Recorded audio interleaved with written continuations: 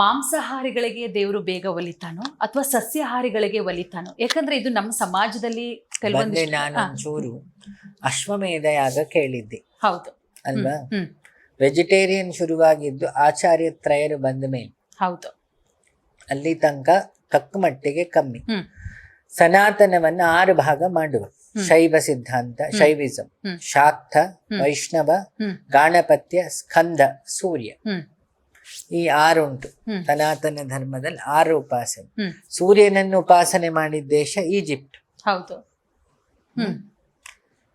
ಅಸ್ತ್ರಾಲಯ ಅಂತ ಹೇಳಿ ಶಸ್ತ್ರಗಳನ್ನ ದ್ವಾಪರದಲ್ಲಿ ರೆಡಿ ಮಾಡಿದ್ದು ಈಗ ಆಸ್ಟ್ರೇಲಿಯಾ. ಹೌದು. ಬಂಗಕಾಕ ಅನ್ನೋ ಯಾಗ ಮಾಡಿದ ಜಾಗ ಈಗ ಬ್ಯಾಂಕಾಕ್. ಬ್ರಹ್ಮನ ಉಪಾಸನೆ ಜಾಗ. ಹೌದು. ಭಾರತ ಬರೀ ಇಷ್ಟರಲ್ಲೇ ಇರ್ಲಿಲ್ಲ, ಅಖಂಡ. ಅದಕ್ಕೆ ಭರತ ಖಂಡೆ ಅಂತಿದ್ರು. ಈಗ ದೇಶ ಶುರು ಮಾಡಿದ್ ನಾವು. ಅಷ್ಟು ವಿಶಾಲವಾಗಿದ್ದು. ರಸಶಾಸ್ತ್ರದ ಊರು ಚೈನಾ. ಹಂಗಾಗಿ ಚೈನಾ ಮೇಡು ಅದು ಇಲ್ಲಿದೆ. ರಸಶಾಸ್ತ್ರವನ್ನು ಸಿದ್ಧಾಂತವಾಗಿಟ್ಕೊಂಡವ್ರು.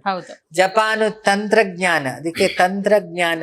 ನಮ್ಮ ಇಂಜಿನಿಯರಿಂಗ್ ಎಂತ ಹೆಸರು ಹೇಳು? ತಂತ್ರಜ್ಞಾನ. ತಂತ್ರದಿಂದನೇ ಬಂದಿದ್ದದು. ಎಂಬೆಡೆಡ್ ಸಿಸ್ಟಮ್ ಈಗ ಕಂಡು ಹಿಡಿದಿದ್ದ ನಾನು ಓದಿದ್ದು. ಶ್ರೀಯಂತ್ರದಕ್ಕಿಂತ ದೊಡ್ಡ ಎಂಬೆಡೆಡ್ ಸಿಸ್ಟಮ್ ಉಂಟ ಜಗತ್ತಲ್ಲಿ. ಸೂರ್ಯಯಂತ್ರ, ಶ್ರೀಯಂತ್ರ, ಸುದರ್ಶನ ಯಂತ್ರ ಎಲ್ಲವೂ ಪಂಚಲೋಹ, ಹಿತ್ತಾಳೆ, ಗೋಲ್ಡ್. ಈಗಿನ ಚಿಪ್ಸೆ. ಈಗ 1 0 ಹಾಕಿದ್ವಿ. 1 ಅಂದ್ರೆ ಸಗುಣ, 0 ಅಂದ್ರೆ ನಿರ್ಗುಣ. ಮೊದ್ಲು ಅದನ್ನೆಲ್ಲ ಅವರು ಬೀಜ ಮಂತ್ರ ಅಂತ ಬರೆದಿದ್ದು. ಇವ್ರದ್ರಲ್ಲಿ ತಾಕತ್ತಿತ್ತು, ಅವ್ರದ್ರಲ್ಲಿ ತಾಕತ್ತಿಲ್ವಾ?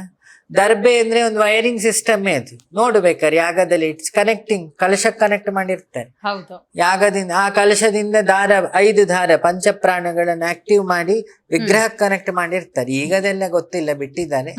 ಶಾಸ್ತ್ರ ಪ್ರಕಾರ ಯಾಗದಲ್ಲಿ ಅದೆಲ್ಲ ಉಂಟು. ಒಂದ್ರಿಂದ ಒಂದಂಗೆ ಎನರ್ಜಿ ಟ್ರಾನ್ಸ್ಫರ್ ಆಗ್ತಿರುತ್ತೆ. ಅದಕ್ಕೆ ಬ್ರಹ್ಮ ಕಲಶ ಅಂತೆಲ್ಲ ಹೇಳು. ಅದಿರ್ಲಿ, ನೀವು ಕೇಳಿದ ಪ್ರಶ್ನೆ ಅಂದ್ರೆ ದೇವರು ಆಹಾರದ ಬಗ್ಗೆ. ಆಹಾರ ಯಾರಿಗೆ ಒಲಿತಾನೆ? ನಾನೊಂಚೂರು ಕೇಳೋದು, ದೇವರಿಗೆ ಆಹಾರ ಭೇದ ಇಲ್ಲ.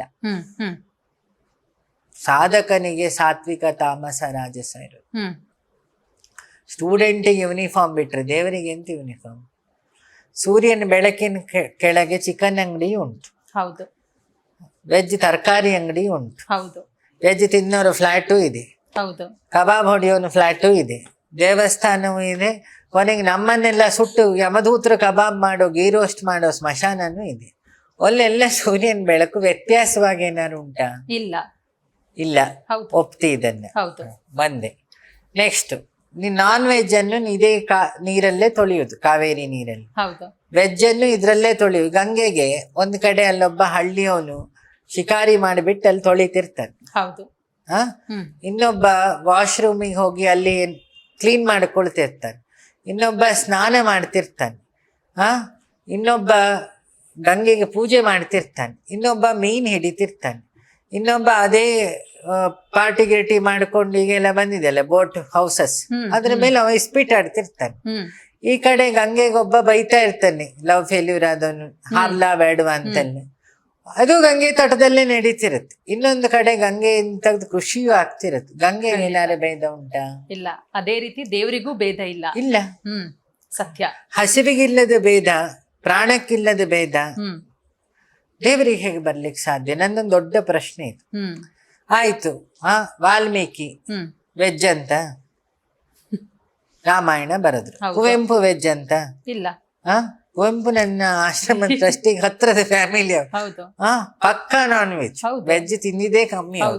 ಅಂತ ರಾಮಾಯಣ ದರ್ಶನವನ್ನು ಬರೆದ್ರು. ಸಾಮಾನ್ಯ ವ್ಯಕ್ತಿ ಕೈಲಿ ಸಾಧ್ಯ ಇಲ್ಲ. ಹಾಗಾದ್ರೆ ಆಹಾರ ಎಲ್ಲ ಅಡ್ಡಿ ಬಂತ? ಇಲ್ಲ. ನೀನ್ ನನ್ನನ್ನೇ ತಗೋ ಅಂತೆ. ನನ್ನ ಅಮ್ಮ ವೆಜ್ ಇರ್ಬೋದು, ನಾ ವೆಜ್ ತಿಂದಿದ್ದೇ ಕಮ್ಮಿ. ಹಾಗಾಗಿ ಹಾಫ್ ಬಾಯ್ಲ್ಡ್ ಇಲ್ದೆ ನಮಗೆ ಊಟ ಹೋಗ್ತಿರ್ಲಿಲ್ಲ. ಹಂಗಂದ್ ನನ್ನ ತಪಸ್ಸು ನಾನು ನಿಲ್ಸ್ತವನಲ್ಲ. ಇದ್ರ ತಪಸ್ಸು ಶುರು ಮಾಡಿ ನಾನು ತಪಸ್ಸಿಗೂ ನಿನ್ನ ಆಹಾರಕ್ಕೆ ಏನ್ ಸಂಬಂಧ ಅಂತ ನಾನು ಕೇಳ್ತಿದ್ದೆ. ಆದ್ರೆ ಪೂರ್ಣ ಸತ್ವ ಅಂತ ಏನು ಹೋಗ್ಲಿಕ್ಕೆ ಉಪ್ಪು ಖಾರಗಳ ಅಡ್ಡಿ ಆಗ್ತದೆ. ಹೌದು. ಉಪ್ಪು ರಜೋಗುಣವನ್ನು ತುಂಬಿಸುತ್ತೆ. ರಜೋ ಅಂದ್ರೆ ಕ್ರಿಯೇಟಿವಿಟಿ. ಹೌದು. ಖಾರ ಕಾಮವನ್ನು ಉತ್ಪತ್ತಿ ಮಾಡುತ್ತೆ, ತಮೋಗುಣ. ಹಾಗಾಗಿ ಸನ್ಯಾಸಿಗಳಿಗೆ ಆಚಾರ್ಯತ್ರಯರು ನಿಷಿದ್ಧ ಅಂತ ಹೇಳಿದ್ರು. ಶೈವ ಧರ್ಮದಲ್ಲಿ ಪಂಚಮಕಾರ ಉಂಟು. ಕಾಶ್ಮೀರಿ ಬ್ರಾಹ್ಮಣರು ಅಲ್ಲಿ ಮದ್ಯಕ್ಕೂ ಜಾಗ, ಪಂಚಮಕಾರ ಮದ್ಯ, ಮೋಹಿನಿ, ಮತ್ಸ್ಯ, ಮಾಂಸ. ಇವತ್ತು ಕಾಮಾಖ್ಯಕ್ಕೆ ಹೋದ್ರೆ ಪಂಚಬಲಿ ಅಂತಾರೆ. ಏನಂಗಂದ್ರೆ 3 ತರ ಬಲಿ ಉಂಟು: ಕೇಚರ, ಭೂಚರ ಮತ್ತೆ ಜಲಚರ, ಮೀನಿನ ಬಲಿ. ಕೇಚರ ಪಕ್ಷಿಯ ಬಲಿ, ಭೂಚರ ಕೋಣವು ಕುರಿಯನ್ನಲ್ಲಿ ಬಲಿ ಹಾಕ್ತಾರೆ, ಇನ್ನೊಂದು ಇದು ಪ್ರಕೃತಿ ಕಬ್ಬನ ಬಲಿ ಹಾಕ್ತಾರೆ, ಇನ್ನೊಂದು ಕುಂಬಳಕಾಯಿ ಬಲಿ ಹಾಕ್ತಾರೆ. ಪಂಚಬಲಿ ಉಂಟಲ್ಲ ಅಲ್ಲಿ. ಹೌದು. ದೇವಿ ಅವಳು ಜಗನ್ಮಾತೆ ಅಲ್ಲಿ ಯಾಕೆ ಹಾಕಿ ತಗೊಳ್ತಾಳೆ? ಅದು ತಂತ್ರ ಪ್ರಾಧಾನ್ಯ ಜಾಗ. ಸತ್ಯ. ಶಾಕ್ತದಲ್ಲಿ ತಂತ್ರ, ಅದಕ್ಕೆ ಶ್ರೀ ಯಂತ್ರ, ತಂತ್ರ, ಮಂತ್ರ. ಖಂಡಿತ. ಶ್ರೀಯಂತ್ರವನ್ನ ಭಗವತ್ಪಾದರು ಸಾತ್ವಿಕ ಕನ್ವರ್ಟ್ ಮಾಡಿದ್ರು. ಅಶ್ವಮೇಧ ರಾಮನ ಕಾಲದಲ್ಲಿ ಆದ್ಯಾಗ, ಅಶ್ವಮೇಧ ಯಾಗದಲ್ಲಿ ಅಶ್ವಮೇಧ ಕೂತ ಪುರೋಹಿತ ಆ ಕುದುರೆಯ ಹಾರ್ಟ್ ಅನ್ನ ಚಿನ್ನದ ಕಡ್ಡಿಲಿ ಚುಚ್ಚಿ ತಿನ್ನಬೇಕು ಅಂತ ಉಂಟು ಶಾಸ್ತ್ರದಲ್ಲಿ. ಇನ್ನೊಂದು ಹೇಳಿ ಸೋಮಯಾಗ. ಸೋಮಯಾಗ ಅಂದ್ರೆ ಸೋಮರಸ ಮಧ್ಯ, ಚಂದ್ರನಿಂದ ಬಂದ 2 ಗಿಡ ಉಂಟು, ಧನ್ವಂತರಿ ಗಿಡಗಳು. ಒಂದು ಅಮೃತ ಬಳ್ಳಿ, ನಮ್ಮ ಅಮೃತ ಇಷ್ಟ ಕಷಾಯ. ಇನ್ನೊಂದು ಯಾವುದು? ಸೋಮರಸ. ಸೋಮರಸ ಅಂದ್ರೆ ಪೆಗ್ಗೆ, ಬೇರೆ ಏನಲ್ಲ. ಹೌದು. ಸೋಮಪಾನ ಅಂತ ದೇವತೆಗಳ ಗಿಡ, ಅದ್ ಮಧ್ಯ.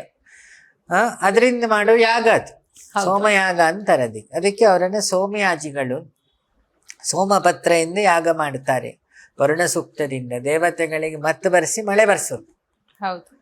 ಅಂದ್ರೆ ದೇವ್ರು ಎಲ್ಲದಕ್ಕೂ ಒಲಿತಾನೆ ಅನ್ನೋದಕ್ಕೆ ದೇವರಿಗೆ ನೀನೇನು ಇಟ್ಟಿ ಮುಖ್ಯ ಅಲ್ಲಮ್ಮ, ಶ್ರದ್ಧೆ ಮುಖ್ಯ. ಮುಖ್ಯ. ಕಾಳಹಸ್ತಿಲಿ ಇಂಥ ಶುದ್ಧ ಪೂಜೆ ಅಂತ ಕಾಳಹಸ್ತಿಲಿ ಇರುವುದೇನು? ಆನೆಯ ಕಾಳ ಅಂದ್ರೇನು? ಹಾವು. ಹಸ್ತಿ ಅಂದ್ರೇನು? ಆನೆ. ಹಾವಿನ ಬೆನ್ನು ಮೂಳೆ, ಆನೆಯ ದಂತ, ಜೇಡದ ವಿಷ, ಇಷ್ಟು ಸೇರಿ ಆ ಲಿಂಗ ಮಾಡಿರೋದು. ಹೌದು.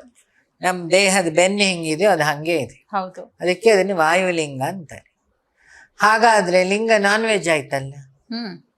ಕೇಳದ್ ಪ್ರಾಕ್ಟಿಕಲಿ ಲಾಜಿಕ್ ಇಟ್ಟು ಮಾತಾಡಿದ್ರೆ ಅದು ನಾನ್ ವೆಜ್ ಆಯ್ತಲ್ಲ? ಹೌದು. ನೀ ನಾನ್ ವೆಜ್ ಲಿಂಗನ ಹೆಂಗ್ ಪೂಜೆ ಮಾಡ್ತಿ? ಸತ್ಯ. ರಸಶಾಸ್ತ್ರದಲ್ಲಿ ಎಲ್ಲ ಸುಮಾರು ಶತ್ರುದೋಷಕ್ಕೆ ಹೋಗ್ತಾರೆ ಕೇರಳದ ಹತ್ರ, ಮಾಡೇಕಾವು ಅಂತ.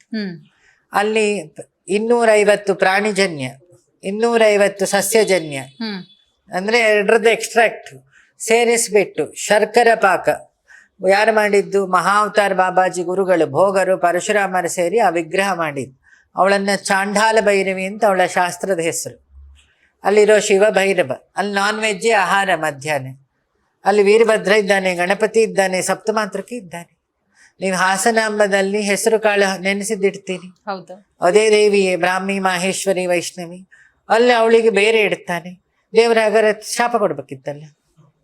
ಸತ್ಯ. ನನ್ ಸಿಂಪಲ್ ಲಾಜಿಕ್, ಶಾಪ ಕೊಡ್ಬೇಕಿತ್ತಲ್ಲ?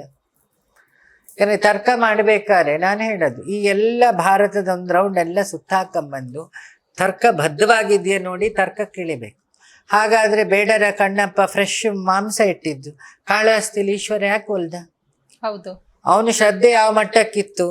ಕಣ್ಣನ್ನೇ ಕಿತ್ಕೊಡೋ ಶ್ರದ್ಧೆ ಇತ್ತು. ನಾವು ಕಿತ್ಕೊಡ್ತೀವ? ಹೌದು. ರಾಯರು ಯಾಕೆ ಸಾಸಿವೆ ತಗೊಂಡ್ರು ಕನಕದಾಸರ ಹತ್ರ? ಸಾಸಿವೆ ವರ್ಜ್ಯ ಅವಾಗಲ್ಲಿ. ಅದು ಚಾತುರ್ಮಾಸದ ಟೈಮು, ಮಂತ್ರಾಕ್ಷತೆ ಕಪ್ಪಾಗುತ್ತೆ. ಇದು ರಾಯರ ಸೀರಿಯಲ್ ನೋಡಿರ್ಬೇಕು. ಹೌದು. ಅವ್ರು ಹೇಳ್ತಾರೆ, ಅವನು ತಂದೆ ಸಾಸಿವೆ ಕಪ್ಪಲ್ಲ, ನಿನ್ನ ಮನಸ್ಸು ಕಪ್ಪು, ಅದು ಕಾಣ್ತಾ ಉಂಟು ಅದರಲ್ಲಿ. ಸತ್ಯ. ಅದೇ ರಾಯರು ಪ್ರಹ್ಲಾದ ವಂಶದಲ್ಲಿದ್ದ ವೆಜಿಟೇರಿಯನ್ ಅಂತ, ಹಿರಣ್ಯಕಶಿಪು ವೆಜ್ಜ, ನಂಗೆ ಗೊತ್ತಿಲ್ಲ. ರಾವಣನಿಗೆ ಆತ್ಮಲಿಂಗ ಸಿಕ್ತಲ್ಲ, ಅವನು ವೆಜಿಟೇರಿಯನ್, ಅವ ಶೈವ ಬ್ರಾಹ್ಮಣ, ನಾನ್ ವೆಜ್ ತಿಂತಾರೆ ಅವರು. ಹೌದು.